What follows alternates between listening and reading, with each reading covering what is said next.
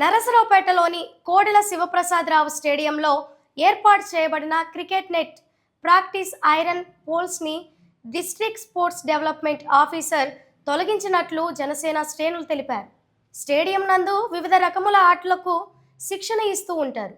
కానీ ప్రస్తుతం Khelo India athletics coach మాత్రమే స్టేడియం నందు శిక్షణ ఇస్తున్నారని, మిగతా కోచ్లు లేరని, అంతేకాకుండా ఆఫీస్లో పనిచేసే స్టాఫ్ కూడా వారి ఇష్టానుసారం వస్తూ ఉండటంతో స్టేడియం సరైన మెయింటెనెన్స్ లేకుండా ఉందని, స్టేడియం నందు అన్ని వసతులను ఏర్పాటు చేయాలని అధికారులకు జనసేన శ్రేణులు విజ్ఞప్తి చేశారు. పల్నాడు జిల్లా హెడ్ క్వార్టర్ అయిన నరసరావుపేటలో కోడెల శివప్రసాదరావు గారి స్టేడియంని గత 20 సంవత్సరాలుగా స్టేడియంలో నెట్స్కి సంబంధించిన పరికరాలు అవన్నీ ఎవరో తెలియని వ్యక్తులు తొలగించారు.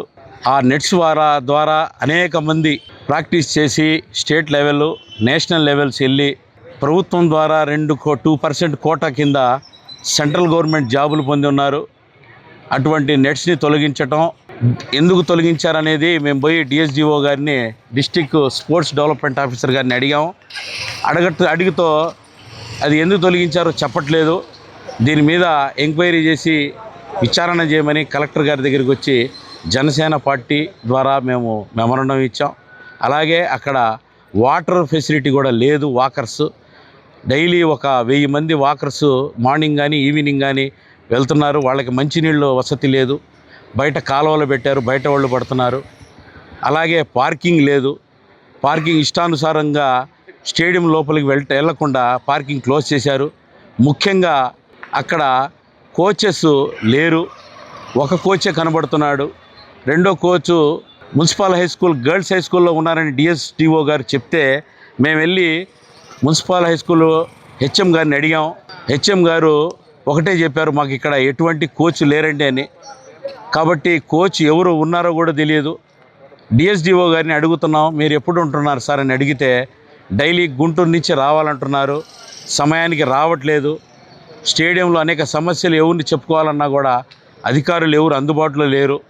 వీటి మీద కలెక్టర్ గారికి విచారణ చేయమని చెప్పాం. అలాగే ఆ కోచెస్ని కూడా అరేంజ్మెంట్ చేయమని చెప్తున్నాం. అంతేకాకుండా ఈరోజు మనం స్విమ్మింగ్ని కూడా క్లోజ్ చేసి ఉంది. నిర్మానుష్యంగా పడిపోయింది. స్విమ్మింగ్ని కూడా దీన్ని పట్టించుకోమని ఇవన్నీ మేము collector office through Janasena party ఆఫీస్కి ఒక కాపీ, అలాగే మన ఎంపీ కృష్ణదేవరాయల గారికి ఒక కాపీ, అలాగే మన ఎమ్మెల్యే చదలవాడ అరవింద్ బాబు గారికి, అలాగే క్రీడా శాఖ మంత్రి గారికి, అలాగే శాప్ చైర్మన్ గారికి, అలాగే శాప్ ఎండి గారికి, ఆంధ్ర క్రికెట్ అసోసియేషన్ కూడా మేము ఈ అర్జీని పంపిస్తున్నాము. ఈ యొక్క అర్జీల ద్వారా స్టేడియంలో ఉన్న సమస్యల్ని పై అధికారులకు తీసుకెళ్ళి అధికారుల చేత పనిచేయించడం కోసమే బయోమెట్రిక్ విధానంతో స్టేడియం నడపాలని మేము కోరుకుంటున్నాం.